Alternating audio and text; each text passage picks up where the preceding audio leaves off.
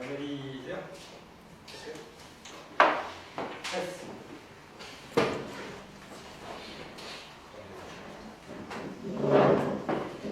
Let me recall you quickly what we did the last time.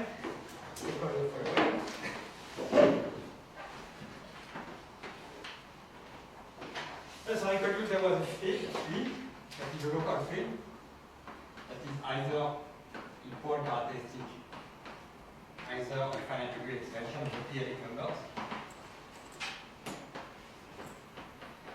and FQ if it's a zero. Okay. What else? What else? I denoted T grid is the completion of the maximal ramified expansion of E, the suffix from algebraic closure as Q bar F Q, and it is equipped with a Frobenius sigma. Okay, and I told you we have the following construction. If I pick some perfectoid space characteristic P, I can construct X sub S. This is the family of curves parameterized by S. By definition, it is uniformized by the space Y, and the group of transformation for the uniformization is a free abelian group generated by Frobenius acting on this space Y.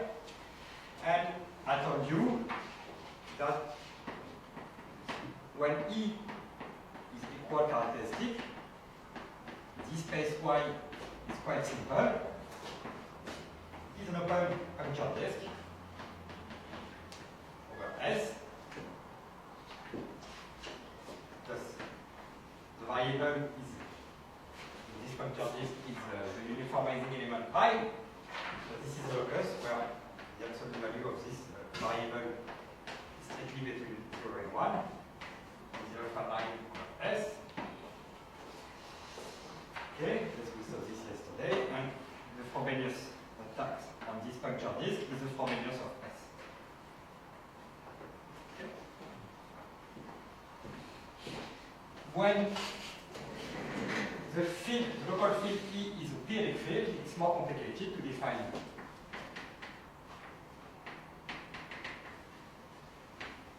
This space Y. I gave you a formula. So let's say S is a affinoid perfectoid.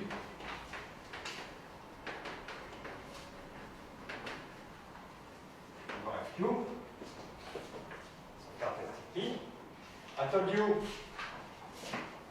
you have this ring A1 defined by Fontaine.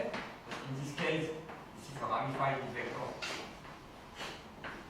evaluated R0. Okay, this is unit ball inside this planar algebra R. And you have A plus, it is constructed from R plus. As you see, those things are holomorphic functions of the variable pi with respect to the Teichmüller expansion of a bit vector. And those are holomorphic functions whose constant term in some sense is in R plus. Like that. Teichmüller of an element of R plus plus pi times something. Okay, and I told you we have the following formula. This is the NX spectrum, this space Y, of this Uber couple. And if you look at the locus where the open subset of this NX spectrum where pi and Teichmüller of pi r do not vanish. That's what is pi r. I told you pi r is what we call a pseudo-uniformizing element. This is a topologically nilpotent unit. Planar algebra. Okay, and there was another construction yesterday. I don't use that S, the base, the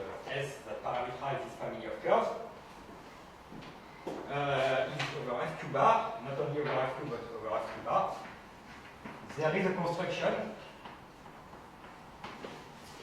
that associates a vector bundle to an isocrystal.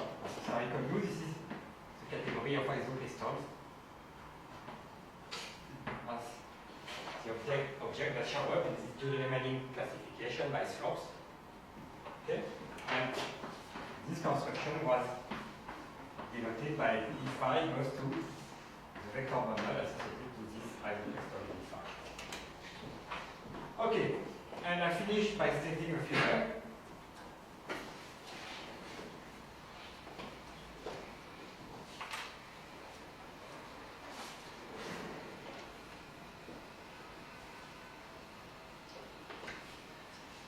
We have the following theorem.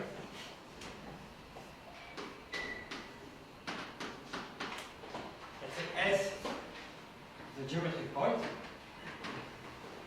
By this, I mean S, the perfect space S is a spectrum of an algebraically closed perfect weight field. Then this functor d phi equals to E d phi is essentially surjective.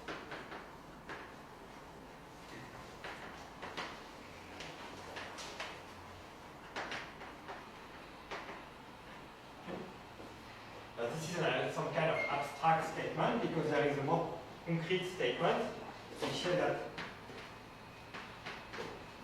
for any vector bundle on the curve associated to this perfect weight field S, and this spectrum of perfect weight field S, I can make this statement explicit via the Lehmann classification, such as a vector bundle is isomorphic to a direct sum of some O of lambda i's. So here the lambda i's are some slopes. And as you can guess, these are the slopes that show up in the dual-element decomposition of such an isocrystal. And here this is a vector bundle O of lambda I. This is some kind of explicit vector bundle of this curve that is stable. This slope lambda I. Okay, and I stop on this because I told you what does it mean to be stable here.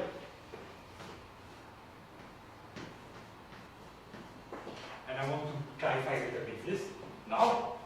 I mean, this is in the sense of Arden-Arasiman.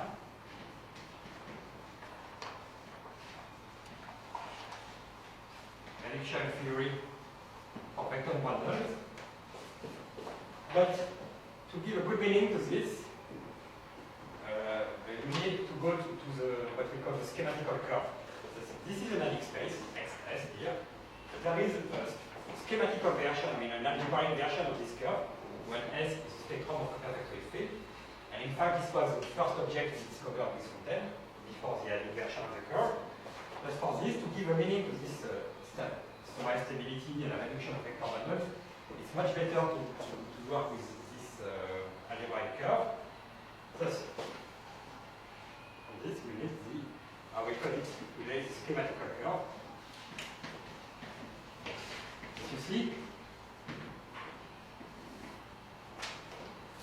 for instance, when S is the spectrum of a perfect weight field, XS is some kind of compact, clearly Riemann surface, and it has an algebraic counterpart. So it's a proper smooth, with brackets, algebraic curve. And how do you define it? This is super simple. Well, now that we know how to do it, I mean, it's clear, but at the beginning nothing was clear. We declare that O of 1 is ample.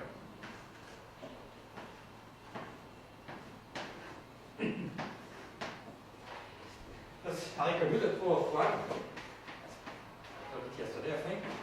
This is a line bundle on the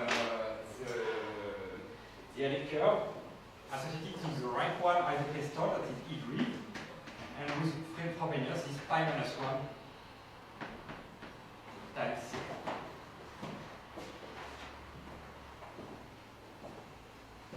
Thus, what do you find if you do this?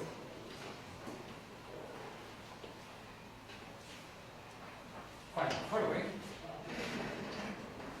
something still, I mean, after a few years, I mean, 5 years, 6 years.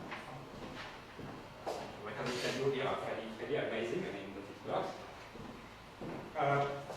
So let's say, and now we suppose that S here is the limit spectrum of the perfect wave field.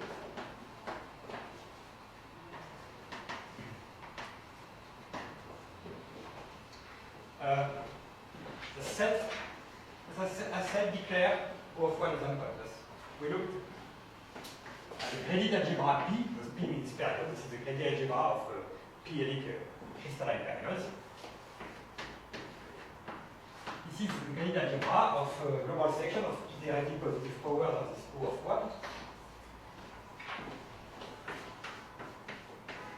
Okay. Now I do not XF or XS, F the field, and O of D. And if you look at the definition of this O of 1, the global section of this O of D are nothing else than polymorphic function of the space Y that satisfies the functional equation. Frobenius of this function is pi to the D times this function. And then I take like that. Okay. Of course, and we check immediately that Frobenius is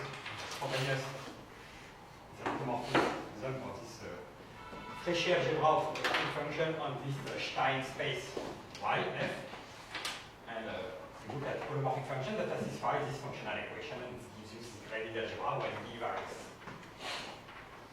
And we have the following theorem with then, which is the starting point of everything. Let's set XF schematical now. And let's say that this one, just for now, I mean, is the adic version of the curve. P-adic interface, the algebraic curve. By definition, let's say this is Proche P. And this is the Dedekind is cube.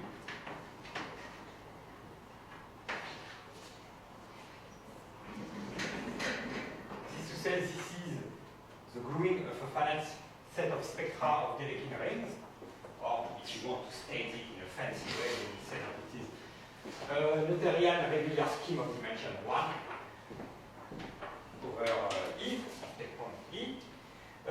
And the point is that, and this is what I wanted, that is complete. I mean, it's not a finite type of E, but it is complete, in brackets, it's complete in the old sense of all algebraic geometry. And this is where I want to make the link with our Riemann. It is complete in the sense that each time I pick a meromorphic function, to say a rational function on this curve, on this Dedekind scheme that is non-zero, for each rational function, non-zero rational function like that, the degree of the associative principal divisor is 0. Okay, the degree of a principal divisor is 0, and this is what I mean that it is complete. Okay, what does it mean, the degree? I mean, to define the degree function of the Cartier divisor on this type of Dedekind scheme, you need to define the degree of a closed point on the curve. And let's just need to tell you that the degree of x is 1 for x closed point on the curve if the base field f here is algebraically closed.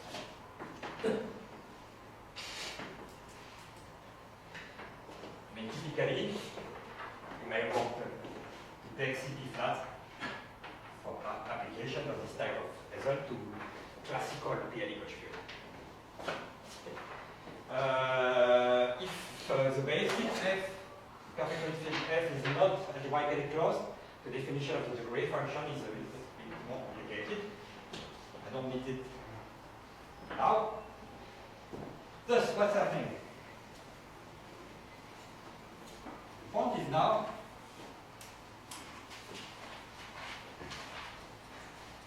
you have a good notion, thanks to this property, this completeness property, you have a good notion of the degree of a vector bundle.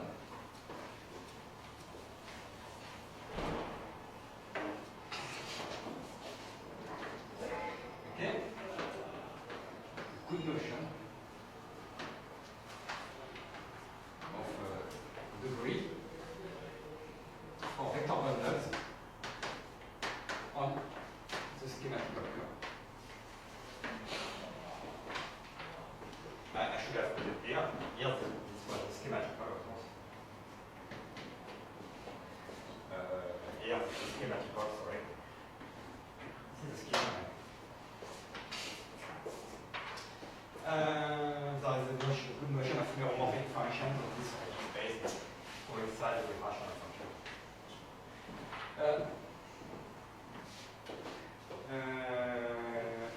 And thus, you have Arden-Arasiman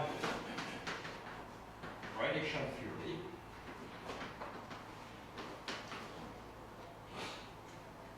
vector bundles on this schematical curve, which means you have a good notion of summarizability for vector bundles, and there is a statement that says that any vector bundle has a unique and Arden-Arasiman filtration that satisfies the usual property. And moreover, there is a precise link between the adic version and the schematical version of the curve. There exists a morphism frame spaces that has plenty of properties, but let me tell you just a few. This is a morphism of frame spaces.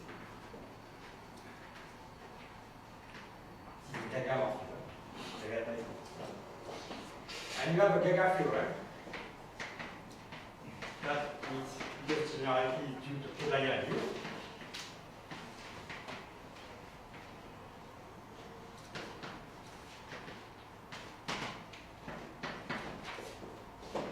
With that, you have a Gaga theorem for vector bundles.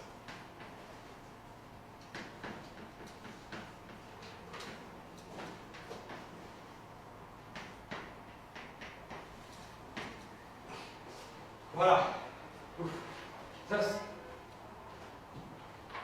all of this to tell you that thanks to this algebraic counterpart of this adic curve, you have a good notion of Arden-Arasiman reduction, and so on. And then I can really speak about the summarizability for vector bundle and so on. I could do it directly on the adic curve, but it's more complicated and less intuitive. Okay. Thus you have this classification theorem for vector bundles in terms of slots. That is some kind of generalization of the classification of vector bundles of the projective line. But this proof is much, much more complicated. And now, for my conjecture, I don't want to consider only the GNL phase, because in my geometric conjectures there are some L-packet aspects that are very interesting. Now I will take some G, a reductive group over my local field in, and let's say I have my base is perfectly space over Q bar, and I return you. I defined last time E of G, this is complete set. This is a set of twisted sigma conjugacy classes. Inside the E-brief point of G. And you can really interpret this, I mean, à la Kotovitz, as a set of G isoclusters. This is to say, the isocrystal is equipped with the G structure in the Tanakian sense, up to isomorphism. Okay. Just when G is GN, this is rank N isocrystal. And now, let's say I have some element G of equal small b. I can do the following construction. I start with this G isocrystal associated to small b. This is a functor, the distance of an exact. As I told you, this is an isocrystal with a G structure in the Tanakian sense. There's two more isocrystals.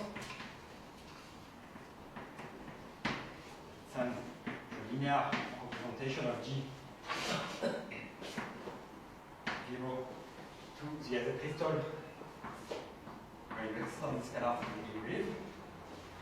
And the crystalline Frobenius is given by small b, the image of small b now.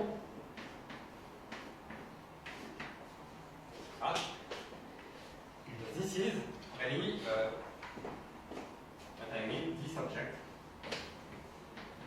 this G isocrystal associated to small b, via this identification, is really this functor. And now, I can compose with my functor from isocrystals to vector bundle and curve.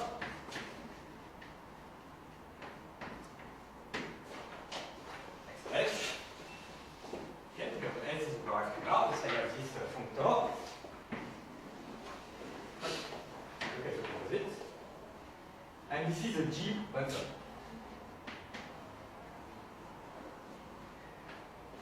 The Tanakian sense. Okay, this is to say the tensor functor exact from linear representation of G to one vector bundle on the curve. This is a G bundle, and I will denote E sub B. To any G, I can associate a G bundle in the Tanakian sense on this Malik space X.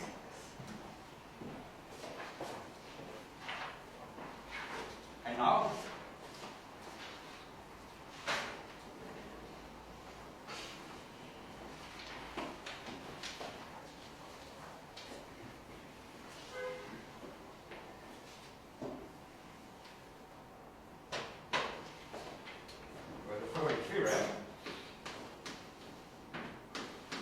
generalization of the preceding classification theorem and the proof is much more difficult. S is a geometric point.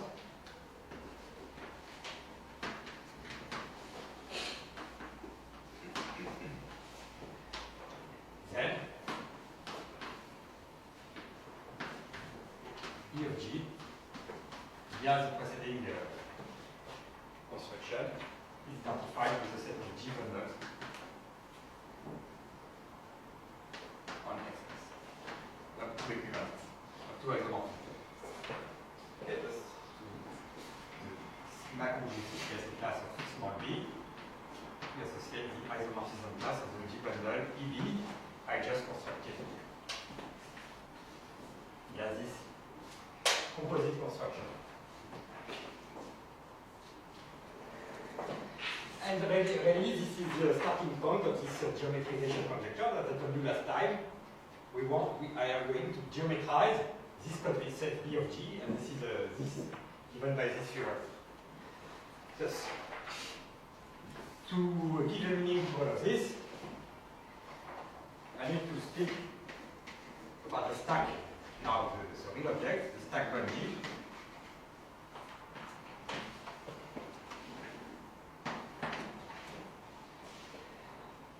And here, grading equal to the psi of thing. And I'm going to do geometry. Family of vector bundles.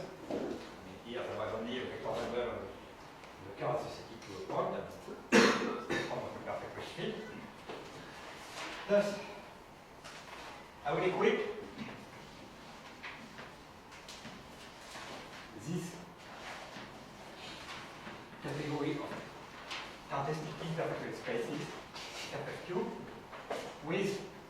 Scholze pointal topology.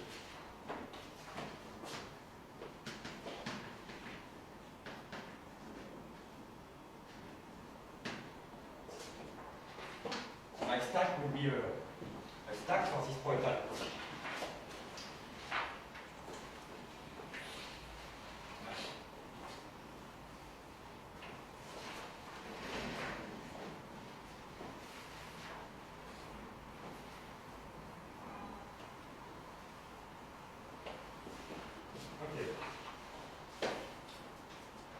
By definition, you can guess the definition, but I mean the G is fixed, the results denoted, but the stack on here such that S point, S as before, is a group with the G bundle on the curve parameterized by X. Here, I need to make some comments, lengthy comments.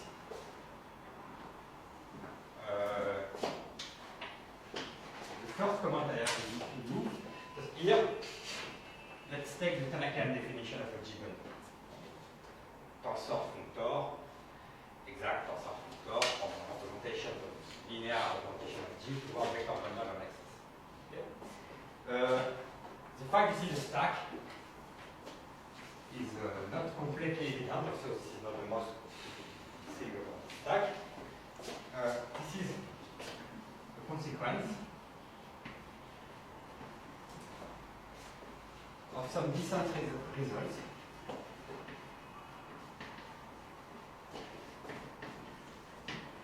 for vector bundles with respect to pointal topology. Pointal topology. Now if you can read when I write on it, I can't.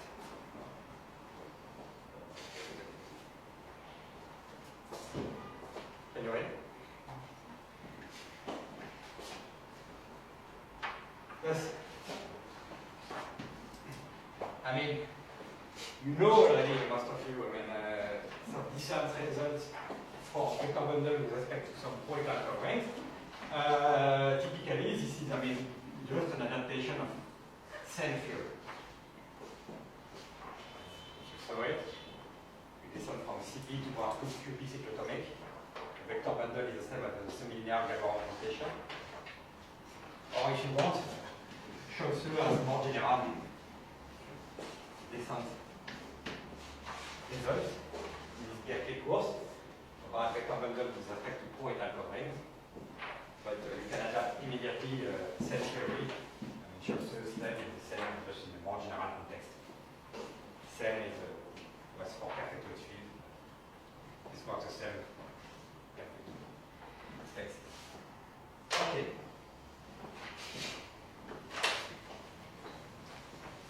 It's okay for everybody? This is a link between cell and this is a modern part of view.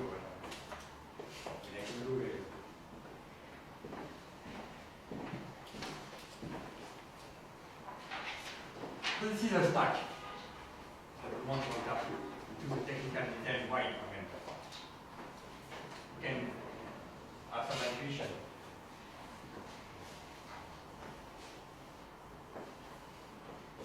Okay.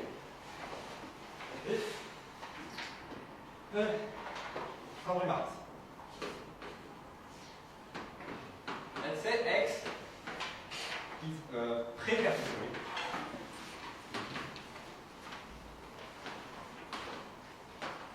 space over E,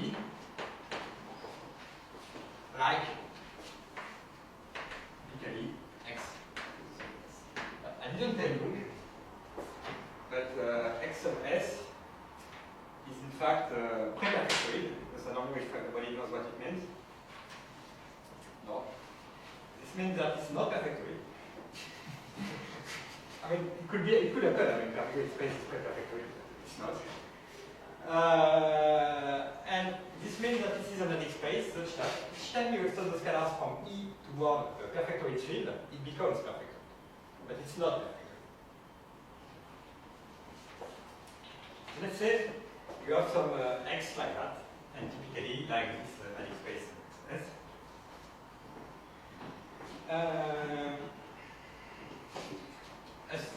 I was a little bit quick when I spoke about vector bundle on this thing, but here is the first remark. Just by definition, of course, and you could guess it, the vector bundle on X, on such an X, you can take X equals to S if you want. This is not, doesn't change anything. Is a locally free of finite rank.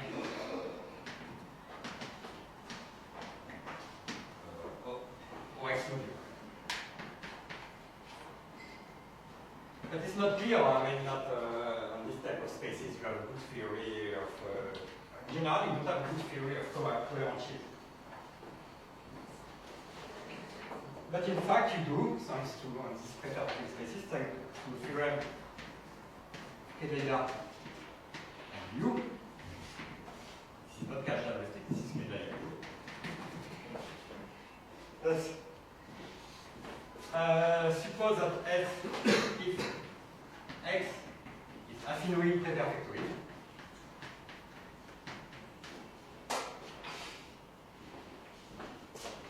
half preperf, then the global section functor, this is the usual statement you are used to for schemes or classical origin space, but here it is not a classical origin space. From vector bundles over this stuff is an equivalence with the category of projective R modules of finite. Because what you guess is true is true. I could guess this level, but you have to prove it, it's not evident. The proof is not very difficult, but you need to do something. Thus you have a good notion of vector bundle in this type of set. But if you look at this, if you are an expert in analytic spaces, you remark the following. This implies that this statement that vector bundles on this analytic spectrum are the same as vector bundle on the analytic spectrum was the same thing. So when you change the R naught, okay? This is what I wanted to tell you in this first one. You see, the category of vector bundle on this analytic spectrum R plus is the same as the category of vector bundle on this analytic spectrum of R naught, because I mean you don't see a plus here. I mean no plus. You don't change anything.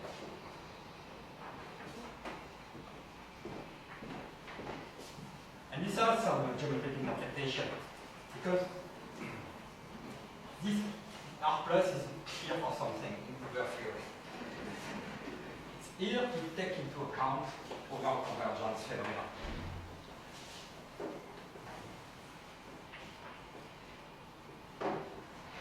Thus, go further, but this property here implies that if S is R just here, I come back to my setting of my curve XS. This is just affected perfectly Q. Then vector bundle, this is an exercise to go from here to here. Vector bundle on the curve associated to R plus are the same as vector bundles on X are.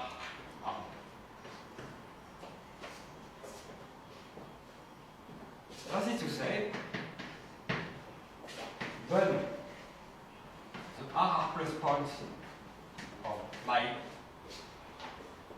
bun stack do not depend on R plus.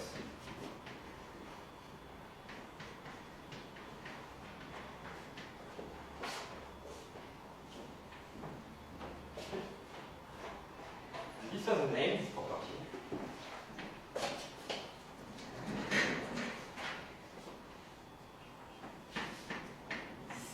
Tells you exactly that bun is partially proper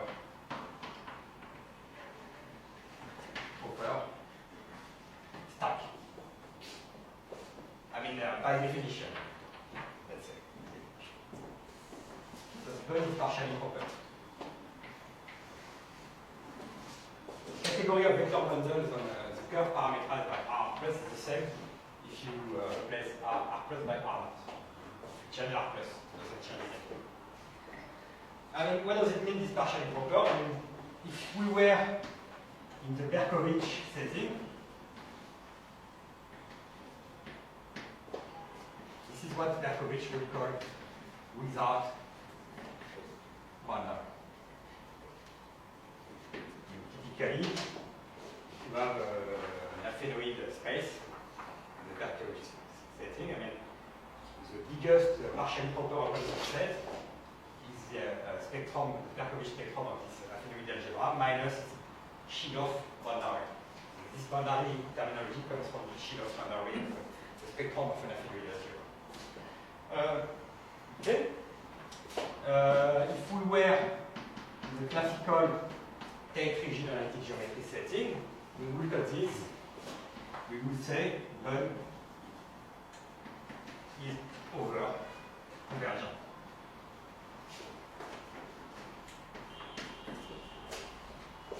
I mean, typically, the closed ball is not over convergent, but the open ball is over convergent. That is to say, each time you have a ball inside the open ball, you can thicken it a little bit. And this independence property of the R plus here really means this. And thus, corollary, I don't care, hopefully, about R plus. That's why if you listen to some of my talks, for this type of thing, for doing this, working with this object, in some sense, we don't care about R plus.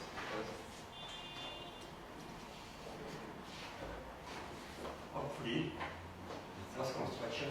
Also, the curve depends on the choice of R plus. Vector bundles on it do not. Okay. The second remark is the following. This is a proposition. Is that okay? G add. G add. What is G add? This is a good question. This is not, I can tell you what this is not. This is not the algebra.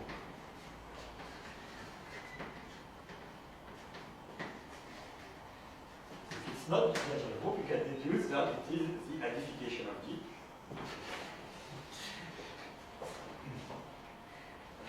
It's a way to say it. More fancy. It's not simplified, I think that they are not. But G add %. And thus, I told you, I mean, we take any preperfectory space like the curve, I mean, I say X, that are locally trivial for the étal topology.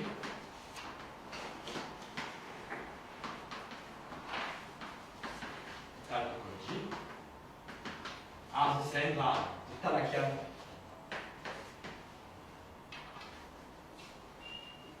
G bundles on S. I mean, avec U, d'accord, Talakian G bundle. From tensor exact functor from the category of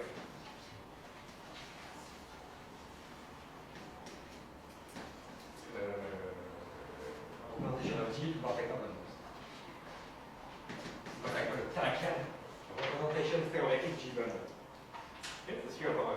representation theory point of view on G-bundle. And this is the way I define this G-bundle E sub B. And you have the geometric point of view on G-bundles, which is the concept of torsors under this reductive adic group.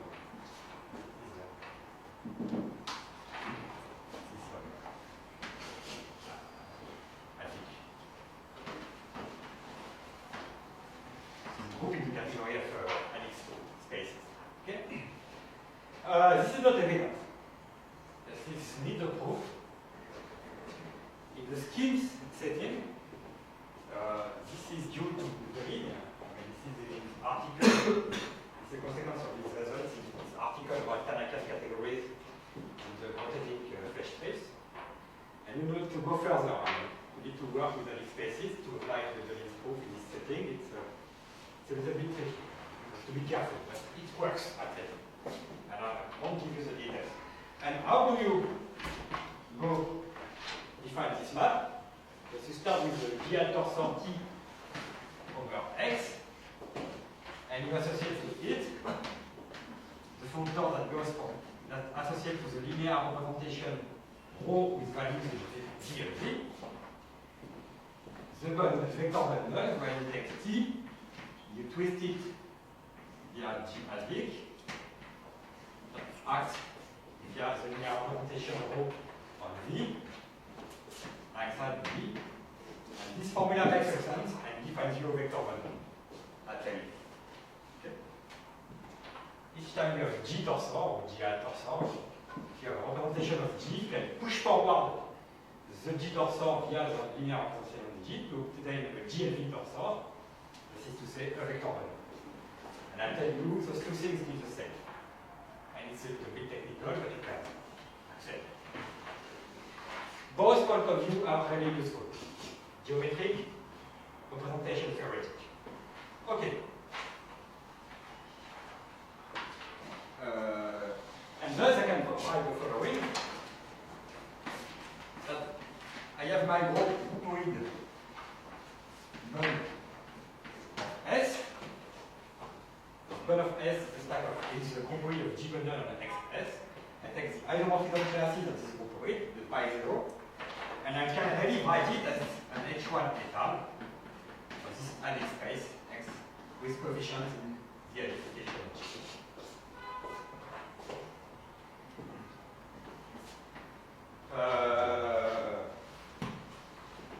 Or if you want, if the base S is the adic spectrum of a field, you can write it as the H1 etal of X F with coefficient. Schematical curve, sorry. Schematical curve with coefficient of G. So you can play like that between algebraic torsors and adic torsors. There's this Gaga functor that I told you before. And this interpretation is really fundamental for the proof of the classification theorem of G bundle. Because I really need to have some idea about reduction of G bundle.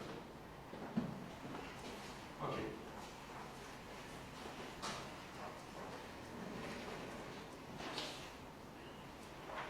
This is the end of the remark. No, there is a third one.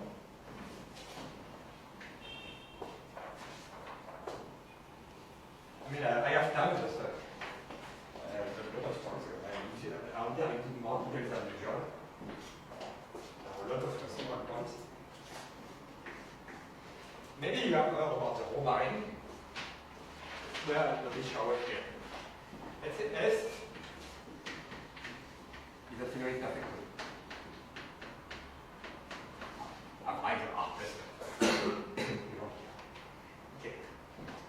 Just you have this space Y. S. That. And I told you this is the adic spectrum of something, blah blah blah. This is the adic spectrum of A. A plus minus the locus of pi and Tashner of this unif mesh. And in fact, you can compactify it in some space, hiding space Y curve, this hiding spectrum of A plus,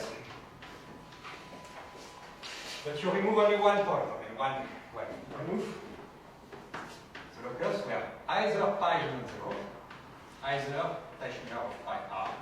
You see here, I remove the locus where pi is not zero and Teichmüller of pi r is not. This is what we call, what would denote the hiding spectrum of these things, and it takes the analytic point. And this is really a compactification of this hiding space Y, this Y curve, and you can really write it as Y, and you add two boundary divisors. You have the Cartier divisor defined by pi, and the other Cartier divisor is the one defined by Teichmüller of pi r. So we uniform as the element. Okay.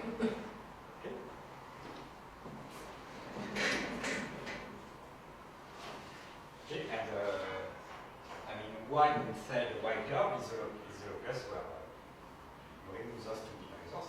It's a compactification by two boundary divisors. And I can tell you more. Here, the Frobenius that define the curves, the uniformization acts, I told you before last time, properly discontinuously. We saw this before. But if you go to the boundary, the Frobenius here fixes the two boundary divisors. This fixes boundary divisor. As you see, if we want to define the curve by taking a quotient by a power of Frobenius, we have to remove those two boundary divisors. But still, even this exists, this compactification. I mean, the Frobenius sends this one to the cube over this one, but it doesn't. The closed subset is invalid. Okay. And now, what I can do is the following.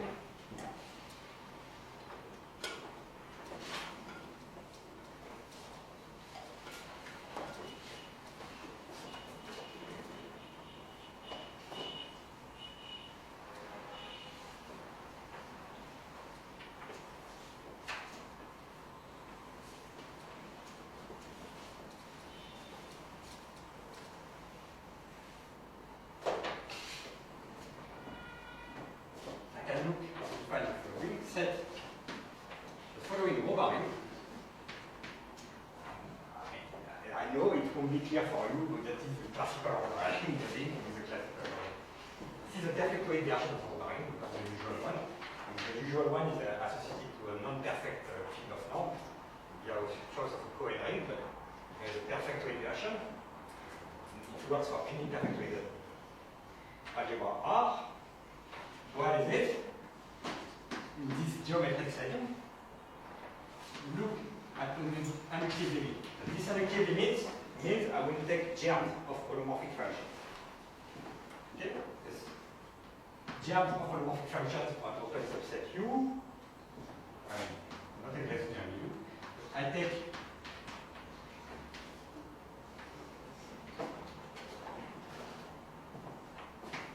open subsets U that are neighborhood of this boundary divisor where the uniformizing element pi vanishes.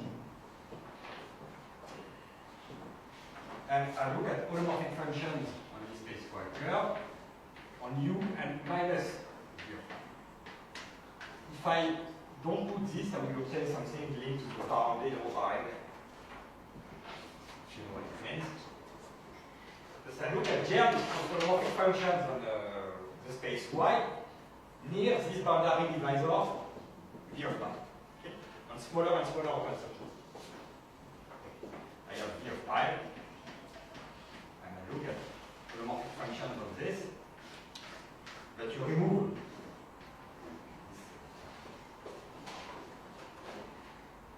has Frobenius. I mean, I told you that Frobenius fixes those two boundary divisors. Okay? Act on this space of holomorphic function, German holomorphic function, and it acts bijectively. Because Frobenius permutes all possible values by that. Okay? So you have a row that is equipped with the bijective Frobenius. And you know, it's maybe that's not evident, that this is a Bezout ring if R is a perpetuate field. But in general, this is much more complicated. It's not Bezout. This is linked to the classical overriding. It's tied to a lot of notations to make the link. I don't need it. And in fact, but why do I speak about this overriding? Because you can reinterpret vector bundles on a curve as phi modules over this overriding. And this is Kedaia's use for you. They are book on relative periodic oscillator. You lose geometric property of this family of curves. It can be useful in a lot of situations, but you gain simplicity. Go to commutative algebra, forget the geometry. The vector bundle on this XS, S is star, X R plus, forget the plus here. It's the same as phi modules over this over. Associated to R. What does it mean by phi modules? This is a projective R over module over the overriding of finite type, of course. Let's look at projective module of finite type over this overriding. So of course, if R is a perpetuate field, I mean, it is Bezout, this overriding. Any projective module of finite type will be free, but in general it's not the case. Equate with the bijective Frobenius linear automorphism.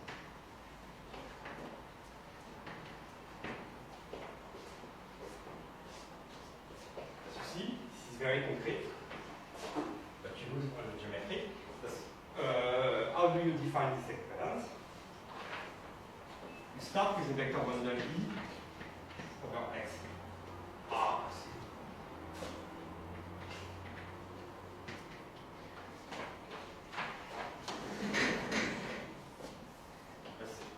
Let's take a notation. Let's set beta. This is the uniformization morphism that defines the curve. Quotient by Frobenius morphism. You associate the following. Such vector bundle. Take diag of section of E curve, not really curve. I take the same formula as for this, the definition of the overriding. Take diag of that, and you take section of the tube minus B of pi of beta star. As you pull back your vector bundle to this covering Y, as you find a Frobenius equivalent vector bundle on this space Y. Okay? And you look at the gem of holomorphic section along this boundary divisor of this Frobenius equivalent vector. And this is an equivalence of category. This is not evident, but you can guess why it's true. I mean, because for such a U here, like that, I mean, the space Y is a union, in fact, under all positive powers of n of phi to the n U minus V. If I take such an open subset U, that is a neighborhood of this boundary divisor, and I apply positivity net of Frobenius to this U minus the boundary divisor, this covers the entire space. This is an expanding property of Frobenius. Frobenius expands everything near this boundary divisor V of time. This divisor is fixed on a frobenius, but it is a repulsive point with respect to the action of frobenius. Okay. So frobenius equivalent vector bundle y is the same as the germ of frobenius equivalent vector bundle along this boundary. And using this, you get the following very concrete description of my stack. I use some slides, particularly when I want to use Pythagorean results. Are phrased purely in terms of commutative algebra, linear algebra.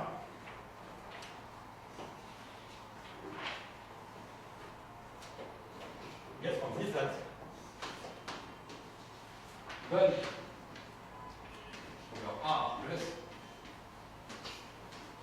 this is a groupoid of G torsors T curve over the spectrum of this covering. R, torsors that are locally trivial for the entire topology, equipped with an isomorphism between the pullback of this torsor under Frobenius and itself.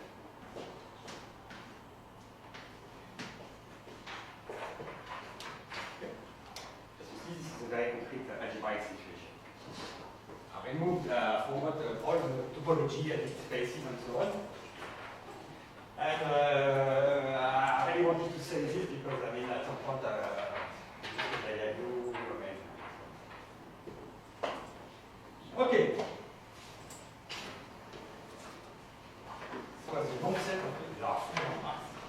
lovely stack, but this is stack on perfect cube.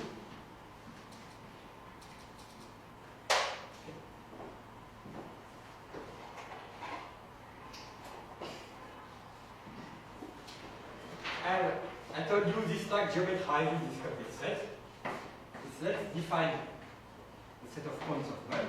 I answered the question yesterday. That's by definition. This is the definition.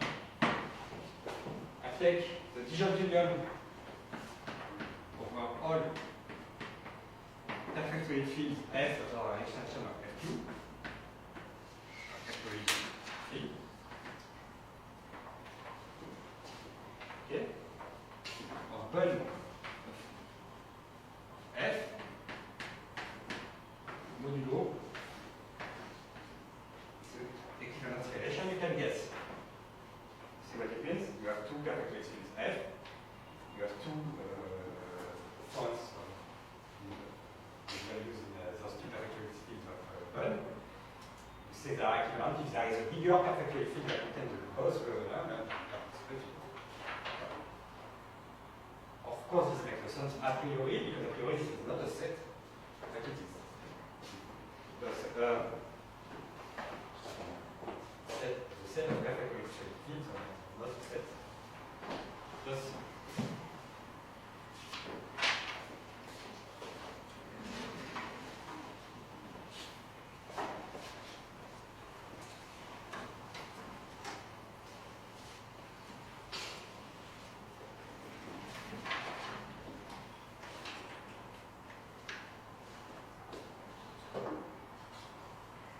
there's the preceding theorem, the classification theorem.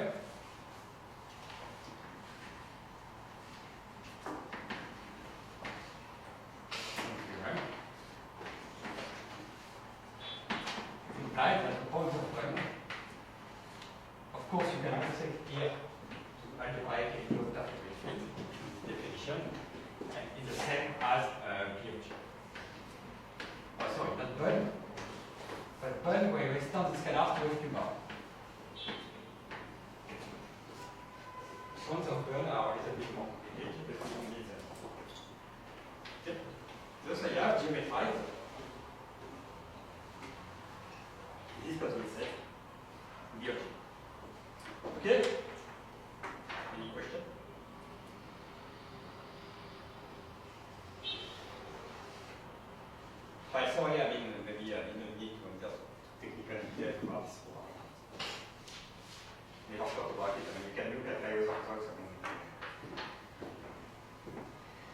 Now, let's look at the geometry of the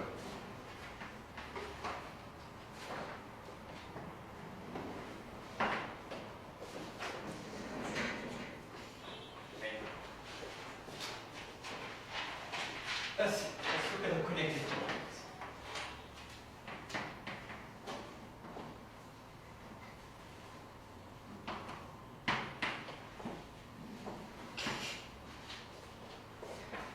If you have this, I don't know what you know about this coordinate set, but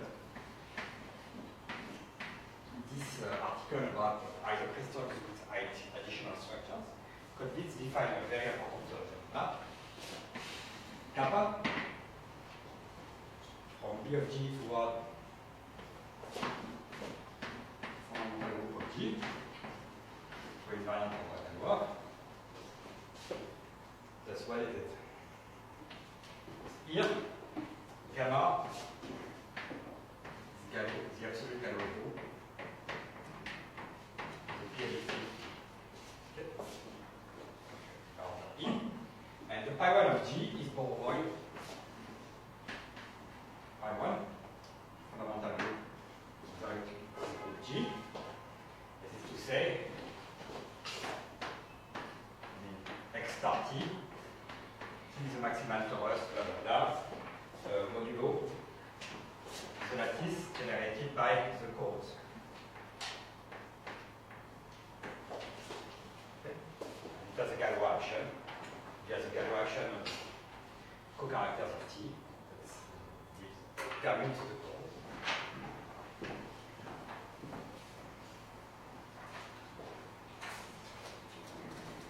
Later, not today, maybe tomorrow, I don't know, I will write this in another way. I like this, I will say. I will write this as co-character, the center of the G hat. G hat is the moment of G, fixed on the right. I will come back to this. And it's two points of view from my point. Okay.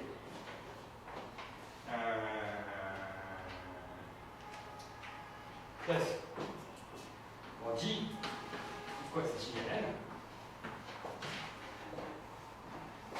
Thus you have this kappa map for B of G. GLN. Well, Z, I mean, this pi 1 for GLN is Z, B of GLN. Thus, this is the terminal point of the crystal associated to an element of B of GLN. So, as you can write this as the points of Bell. And what is the geometric interpretation of this kappa map? In terms of the vector bundle of the curve, this is minus the degree of a vector bundle.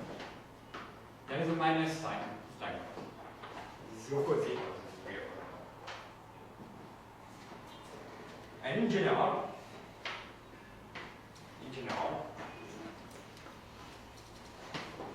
kappa is the opposite of some G equivariant, first Chern class.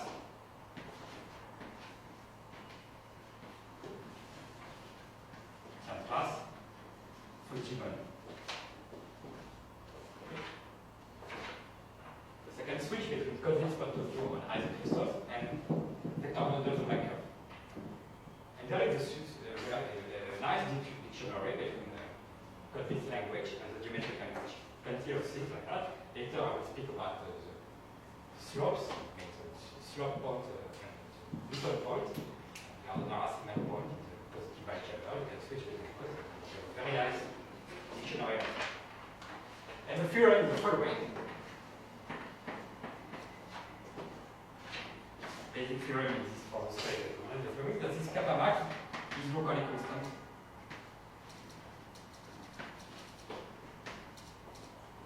On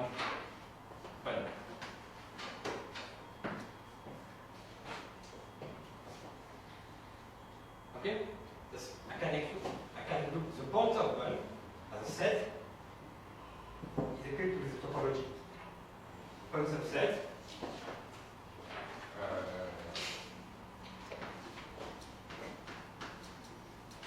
Maybe you are not used to this. The subset U of the point sample is open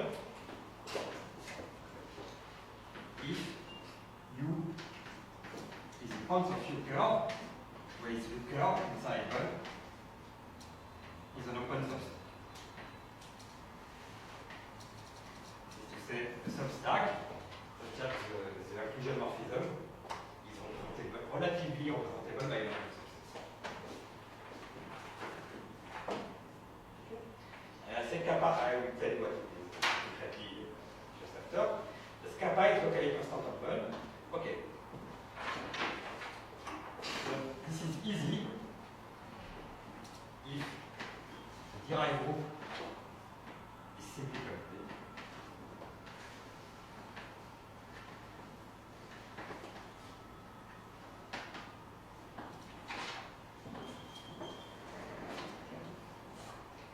Because kappa map, I mean, is very easily described in this case. So you have a map from P of G to one P of G one G derived. And the kappa map is only an isomorphism in this case with the I1 G prime. If the derived group is simply connected, then this kappa map is just to push forward a G bundle towards the cosine. Okay. Just take a vector bundle of rank n, take its determinant, push forward to the cosine. So this is super simple. And then this statement, when the derived group is simply connected, is reduced to the case of Tori. And by usual tricks, the case of Tori is reduced to the multiplicative group. For the multiplicative group, it's an exercise.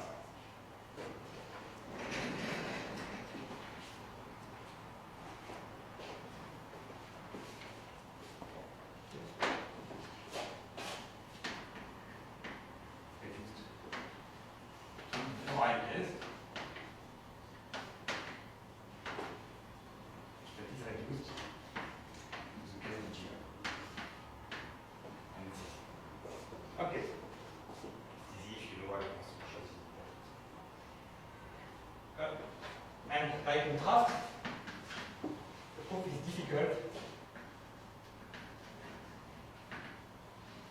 when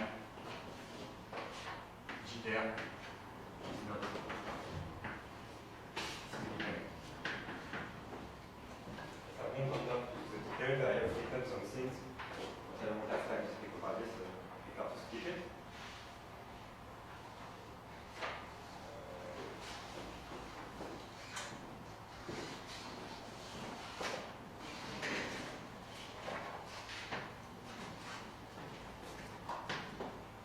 This definition of the kappa map involves some H2 relative cohomology, H2 relative cohomology vector, and the I2 is not significant. Okay, that's what does it mean that this kappa map is locally constant? This means that now we have a decomposition of our stack parameterized by this rho equals phi 1 into open closed subset.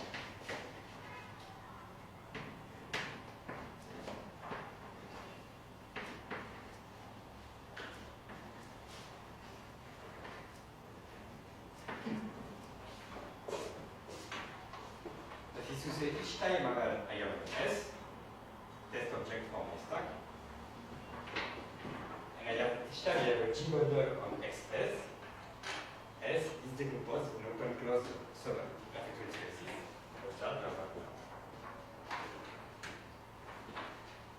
Okay, and conjecturally, each one of these components is connected. And it will not be difficult, but it's not present yet. Those are the connected components, at least. But I don't need to know this for my conjecture.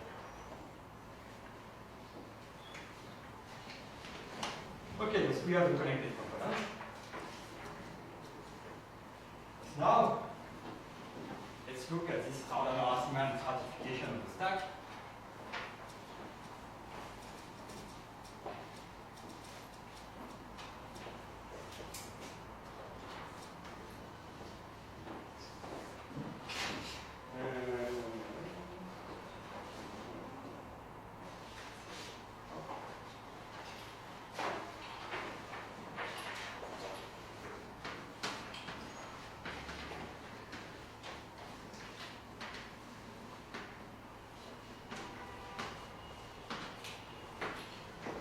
Stratification is linked to Newton stratification of Shimura.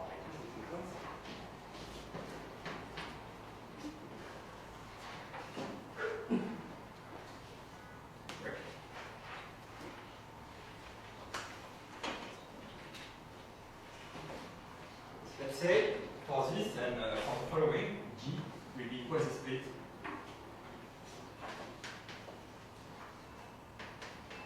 Well,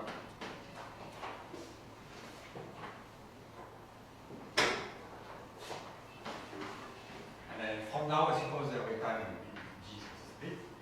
And T inside B is what you think. B is the Morrison group and T is the maximal torus inside torus. Okay. I have this map from B of G towards this positive right chamber associated to torus.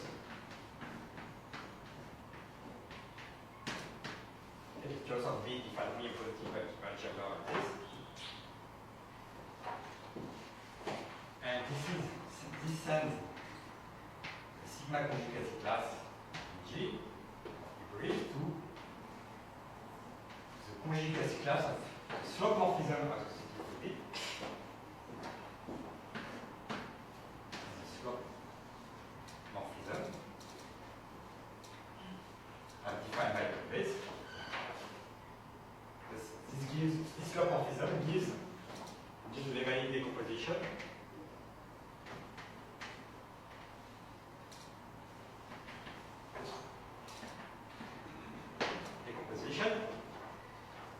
You see, you have an element of B of G. It's the same as a Tanakian isocrystal. Each time you have a linear representation of G, you have an isocrystal. And because of this, tell you that there is a new B. You can write this as from D toward G from B bar up to conjugate C. So what is D? This is the slope protorus. This is the protorus whose group of characters is Q. Just to give a linear representation of D, linear action of this slope protorus on a vector space is the same as to give a Q grade A. Q grade A. Okay? And, okay, start with the B. Each time you have a linear representation of G, you have an isocrystal. Thus, the Dynamic Manin decomposition to say a slope graduation of this vector space. And this is given by this slope model.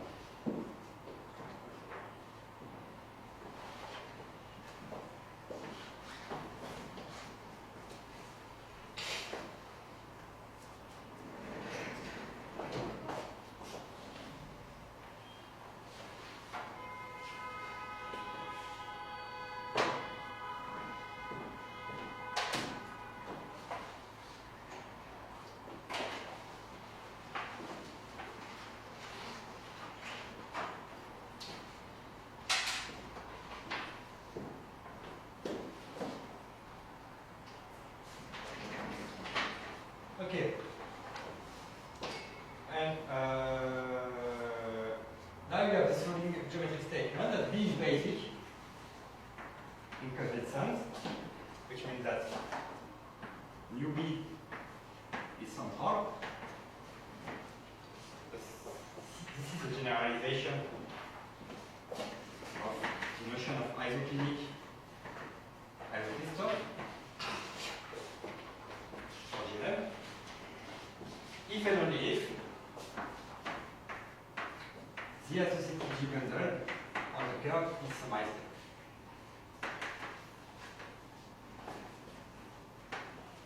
So I didn't tell you, but there is a good notion of reduction theory for G bundle on the curve. I mean, I think about it's not very difficult. I think about the generalization of Arden-Racimand reduction theory.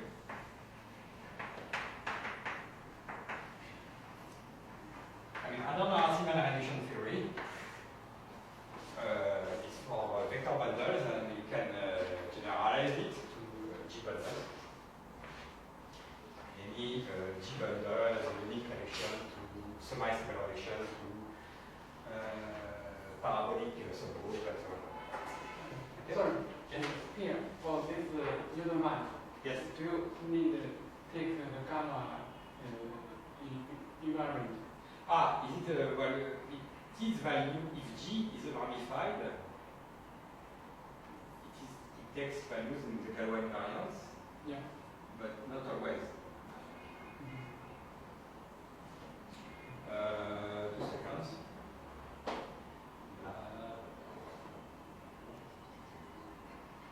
Oh, yeah, it is Galois invariance. It is Galois invariance. It takes values in the Galois. Yeah, okay. But you don't need you're right. I mean, this is a consequence of the fact that nu B boosted by sigma is nu B sigma. Which is that B sigma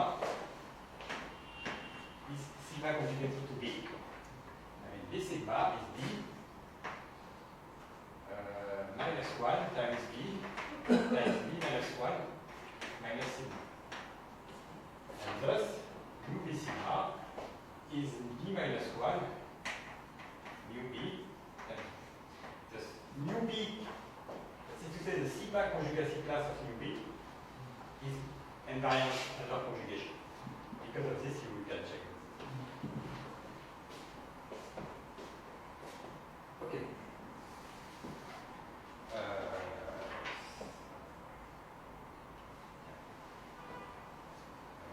Sorry, I didn't say something. Well, this is okay. Oh, yes, yes. Because G is positive. If G is not positive, it's okay.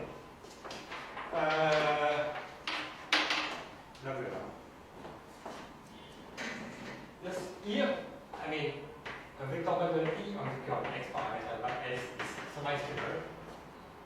No, G bundle, sorry. G bundle is semi-stable. In this at sense, if and only if, by definition, if the adjoint bundle is semi-stable. Adjoint. In each bundle, you have an associated adjoint vector. Here's the adjoint representation of it. This is the definition you can take of semi-stability. Okay, there are other definitions, but this is a good definition. Okay, and thus you have a notion of semi-stability and so on, and you have an Arden-Racimand map from the points of Bun toward X over star T to this positive by each other. But I told you this is G. And how does it compare with how do you compare the Arden-Racimand point and the Newton point? This is the Newton point here. HN is slightly different. This is not exactly the Newton point. H endpoint is not the Newton point. This is W times minus nu. This nu is in positive Weich chamber. Minus the Newton point is the negative Weich chamber. This is to say the Weich chamber defined by the opposite model with respect to this curve of T. And here, this is a biggest, I don't know how you say it in English, the biggest length element in this value.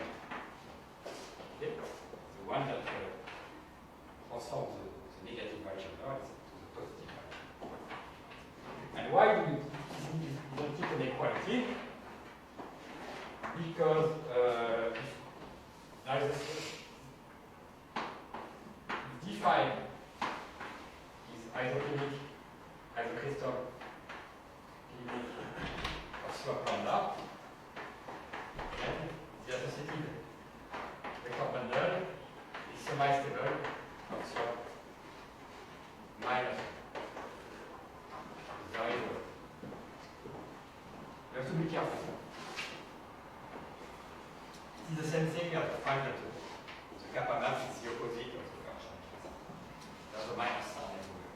You have to be careful. Okay.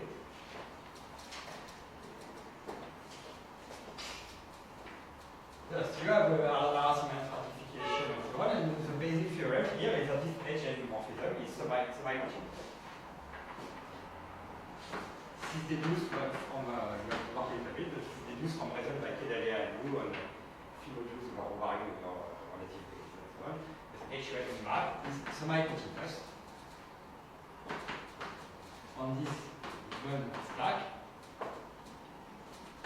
On this stack. Okay, there is a good order, the usual order of the positive action. Don't ask me if it is lower or upper semi-continuous. That's too difficult for me. But the only thing you need to remember, as usual, is that when the semi-stable locus is open inside the state. The semi-stable locus.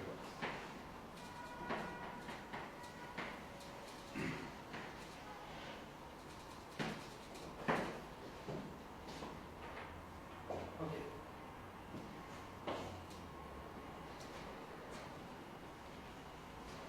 Okay for everybody. So there is a dictionary, basic or isoclinic if you want, is the same as semi-stable. Arrhenius and Newton point are the same up on this side. This kappa map of Kotvitz is the same as the terminal point of Newton, which is the same as the degree of an partial class of the vector. There is a dictionary like that you can make array and that on each column of its terminology and actually terminology for the vector. Okay, so now we are going to look at the structure of this. What is this bit?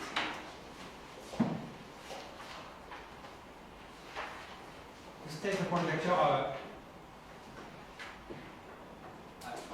don't need, if you don't want to enter too much into the details, I don't need the structure of the user. Arrhenius strata. Also, I may say something at some point. Let's concentrate on the semi-stable locus. And again, I will translate into geometry some results of Kotvitz. This is the following. Kotvitz tells you the following.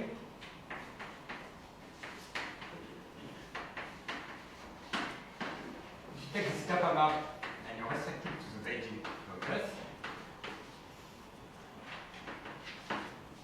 this is the deviation between the basic element inside B and G in this 4 y by 1. Because this is in this first article, G as a vector. Okay. As for GLN, this is the following.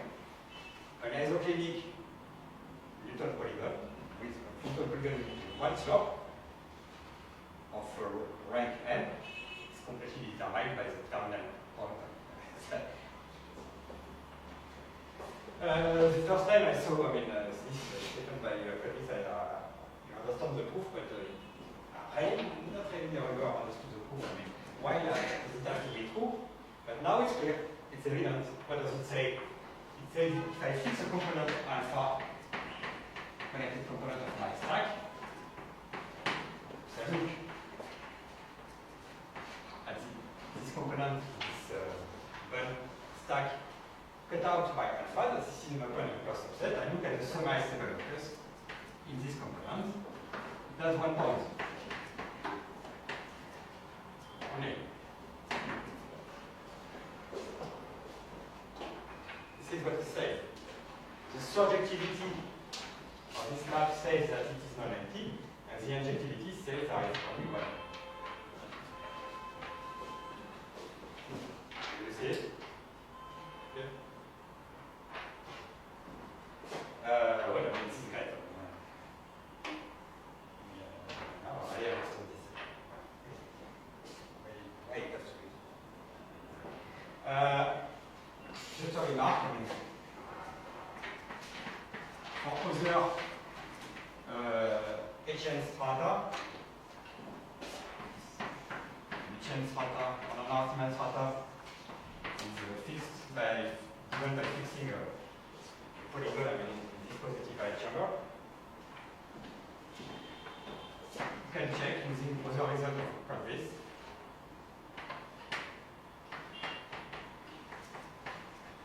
That inside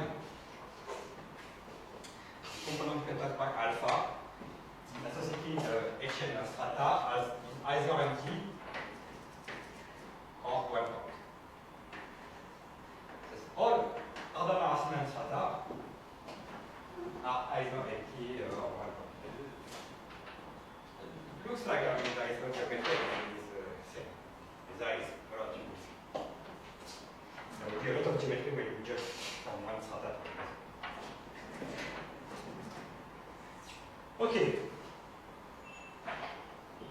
I finish with the following. I will leave it here. I can continue or you're tired. Okay.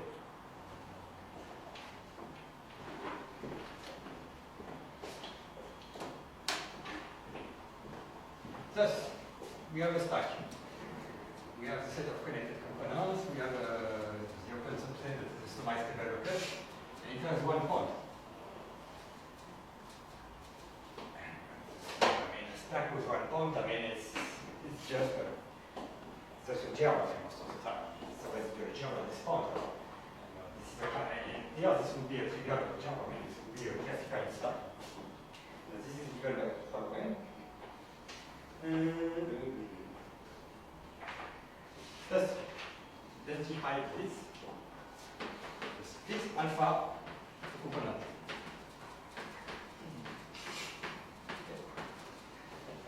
Fixed B.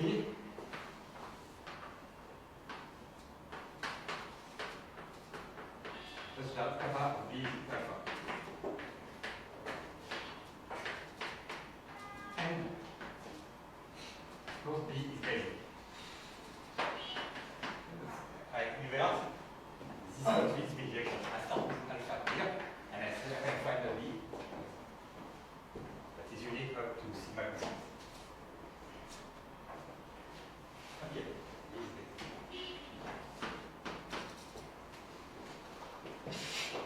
I will use the B to describe this stack. Yeah. So define J sub B. This is the sigma centralizer of B.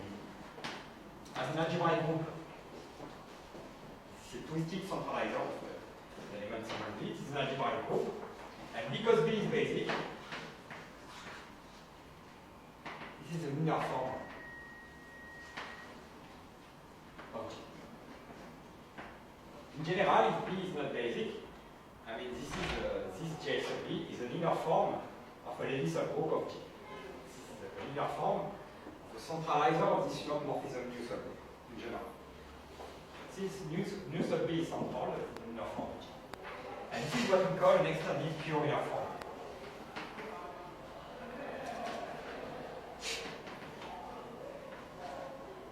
Of G. Just why this terminology? An extended pure linear form is an extension of a pure linear form. So I have to tell you what is a pure linear form. This is a pure linear form in the sense of locale.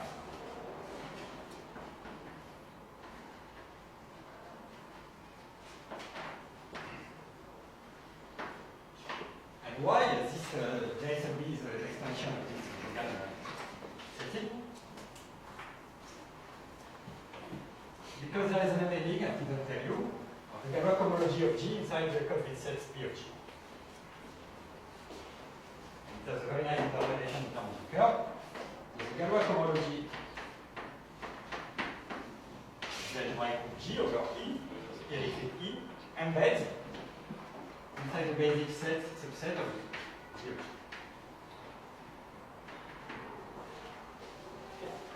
And what is it?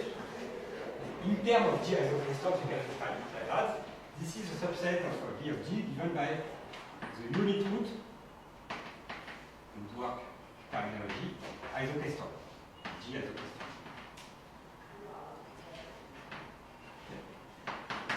Slope 0 G isocrystal. Eigenvalues of the crystalline Frobenius is given by root of units. Unit root. Okay. But in terms of the curve, how do you describe this? Because you have your curve X, which is the spectrum of E. Let's say X associated to F is, let's say F is a geometric point, and thus, you have a pullback morphism from H1 eta spa E coefficient of G. So you pull back along the structural morphism of the curve towards the H1 eta F with coefficient of G. This is the Galois homology. And thanks to the classification theorem, this is the P of G, not basic. Okay, but this embedding of Galois homology inside the complete set is purely geometric.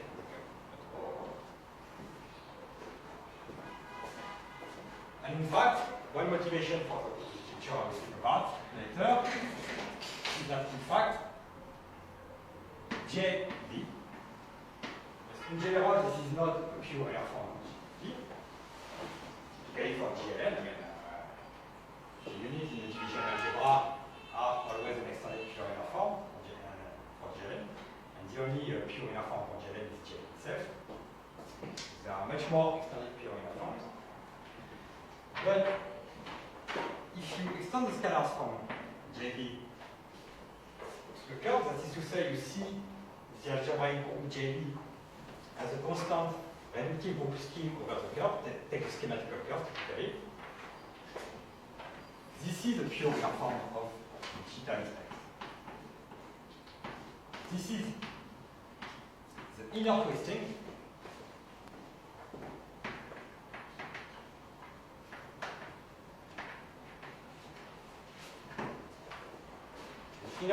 of this reductive group scheme over X by this G torsor. Which means the following, I mean, this is a remark that I discovered this, I mean, just realized it, it was not difficult to check it. This was really something important. That each time you pull back an extended pure linear form to the, as a reductive group scheme over the curve, it becomes a pure linear form. This year you back into the state. Okay. Thus, I come back to this. JB. I spoke a lot about JB. I speak only just 5 minutes more. If you're not too tired.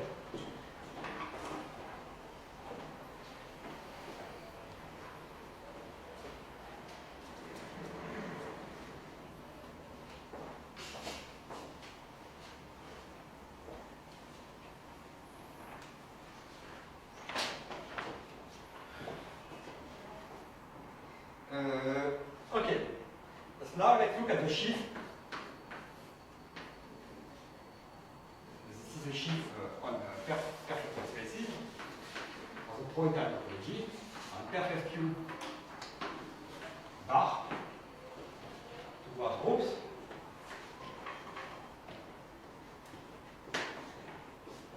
That sends S to the automorphisms of ED over the curve. The G model ED over X. I mean, ED is defined for any S over Q. This is functorial.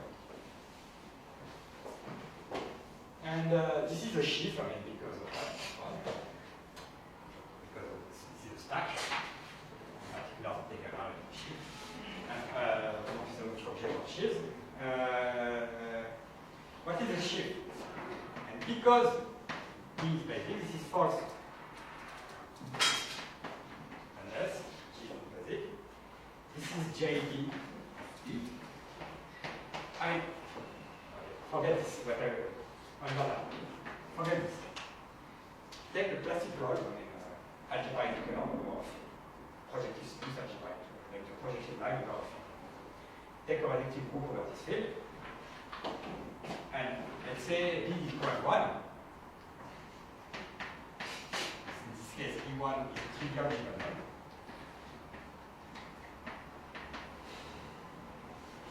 Okay? That's the classical setting for a projective smooth curve over field. The automorphism group shift, the automorphism shift of the trivial dimension is G itself. If you agree. As an algebraic group. Here it's not. It's a point of the group. And this is already a big difference between. This is where the ratio people is that what is this shift? This is the constant shift of the point-time topology.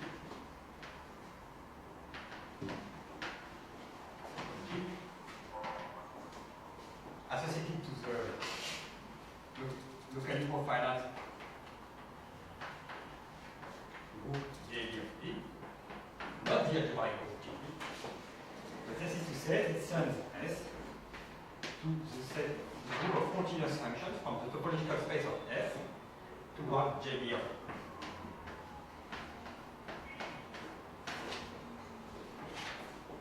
I mean, when we work with perfect spaces and the point-time topology, we would really love that there are a lot of profile-like connected components on the perfect spaces. It's not like for schemes.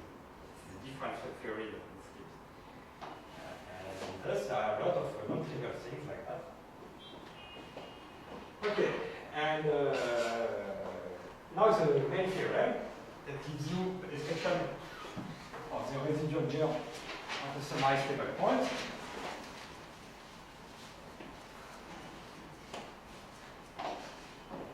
Here, we see a lot of difference between the work fait au time. Because of this is the theorem. It's a B basic, so I can do the scatter of B in alpha.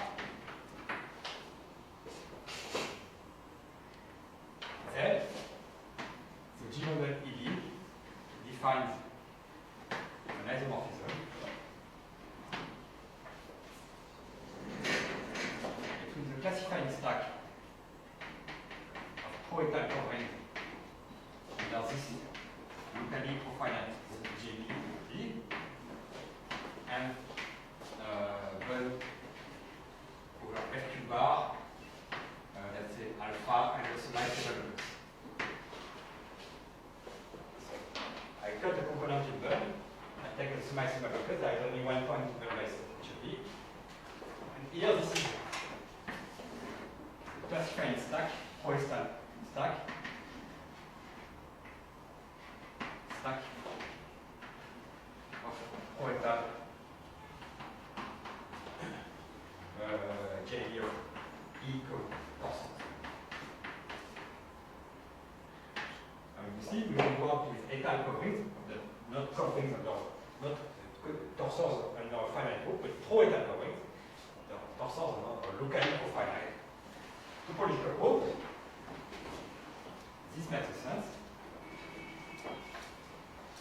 Thus,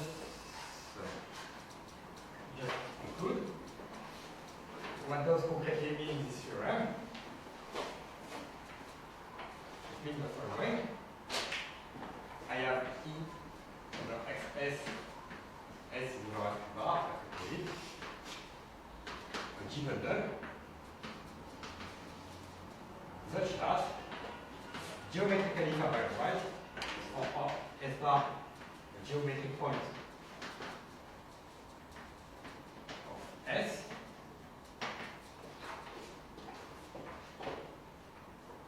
when I pull back E to the curve associated to the geometric point, this is isomorphic to E. Okay. Suppose we are in this situation, we have a family of vector bundle parameters by S, such that geometrically factorized over S, this is EV. Just a classification theorem for vector bundle. Okay. Then, this theorem says exactly the following.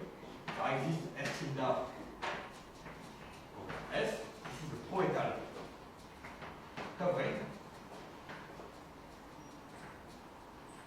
such that over this poetal covering, my G bundle becomes a constant G bundle E over E over XS. Okay. I'll stop here for today. Just a remark. Let's come back to the classical setting. I take a projective smooth curve over the field.